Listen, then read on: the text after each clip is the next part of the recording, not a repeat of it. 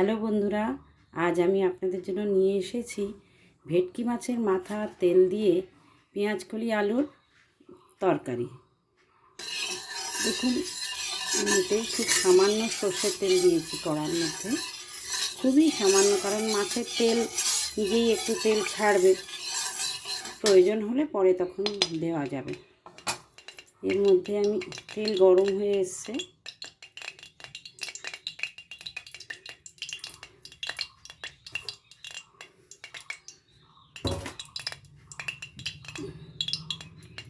এবার এর মধ্যে আমি দেব ভেটকি মাছের মাথা।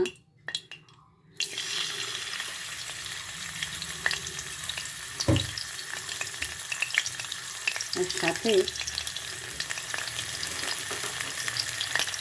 মাছের তেলটাও দিয়ে দিচ্ছি। আস্তে আস্তে এটা নরম হবে।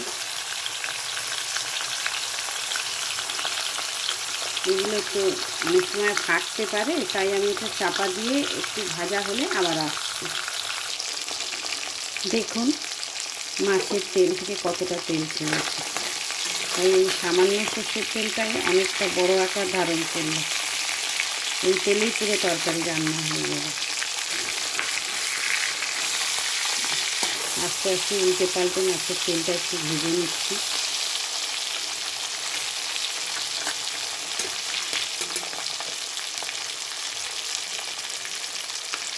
তেলের সাথে অর্ধেকটা মাথা আছে।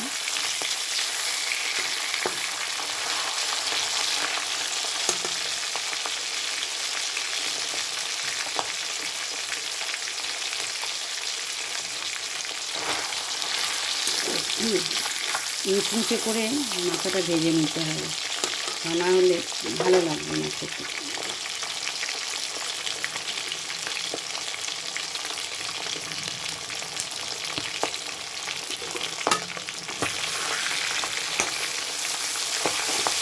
এবার মাছের তেলটাকে আস্তে আস্তে একটু একটু খুন্তি দিয়ে ছোটো ছোটো করে কেটে দেবো, তা নাহলে এক জায়গায় জড়ো হয়ে থাকবে।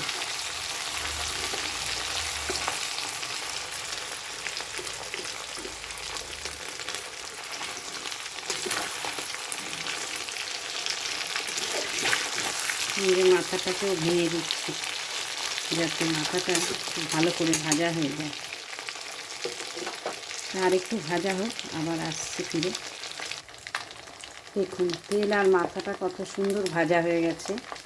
এইবার আমি আঁচটা একটু কম করে দিলাম, সিমে করে দিলাম গ্যাসটা, যাতে এগুলো পুড়ে না যায়। এবার এর মধ্যেই দেব সামান্য হলুদ গুঁড়ো, নুন মাখানো ছিল। এবারে তরকারির প্রয়োজন অনুযায়ী হলুদ দিলাম, 1/2 চামচের একটু বেশি। আর দিলাম লঙ্কার গুঁড়ো। এটা কাশ্মীরি লঙ্কার গুঁড়ো নয়, এটা ঝাল লঙ্কার গুঁড়ো, যাতে টেস্টটা ভালো হয় তার জন্য।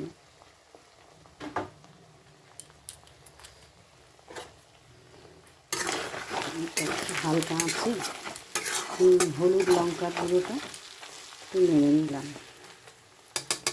এইবারে আমি আলু আর পেঁয়াজ কলি জল ঝরিয়ে রেখেছিলাম,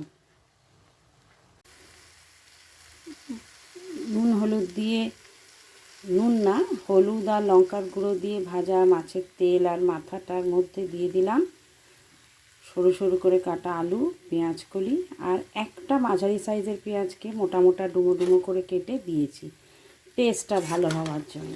এই দেখুন, এই তরকারিতে কিন্তু একটুও জল আমি দেবো না, সম্পূর্ণটাই চাপা দিয়ে রান্না করব। আঁচটা এখন বাড়িয়ে দিয়েছি। এবার এর মধ্যে দেব নুন, প্রয়োজন মতন যতটুকু তরকারির আন্দাজে নুন দিয়ে দিলাম।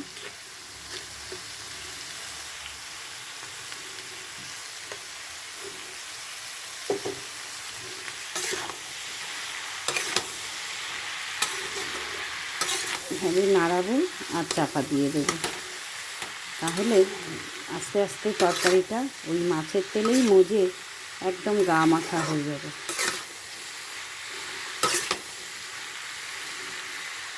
দেখুন দেখতে এখনই কত সুন্দর লাগছে। আবার এটা কিছুক্ষণের জন্য চাপা দিয়ে দিই, আবার চাপা খুলে ফিরে আসবো। দেখুন তরকারিটা গা মাখা হয়ে গেছে। এবারে আলুগুলোকে একটু ঘেঁটে দিতে হবে। আলুগুলো ঘেঁটে দিলে তরকারিটা একদম মাখা মাখা হয়ে যাবে, খেতেও খুব ভালো লাগবে। আলুগুলো একটু তাকিয়ে তাকিয়ে ছিল, ওইগুলোকে একদম খুন্তি দিয়ে মিশিয়ে দিয়েছি এমনভাবে ওটা চচ্চড়ির বা তরকারির মতন হয়েছে। তা না হলে ভাজার মতন লাগছিল, কিন্তু আসলে তো এটা তরকারি। তাই আলুগুলোকে একটু ঘেঁটে দিলাম, আলু আর পেঁয়াজ কলি সুন্দরভাবে মিশে গেল। আমার রান্নাও শেষ। এই অবস্থায় আমি গ্যাস বন্ধ করে দিচ্ছি। দেখুন তরকারিটা দেখতে কত সুন্দর লাগছে। এবার আপনারা একদিন বানিয়ে খেয়ে অবশ্যই আমার রান্নাটা কেমন হলো সেটা আমাকে কমেন্টে জানাবেন। আমি সেই আশায় রইলাম। ধন্যবাদ।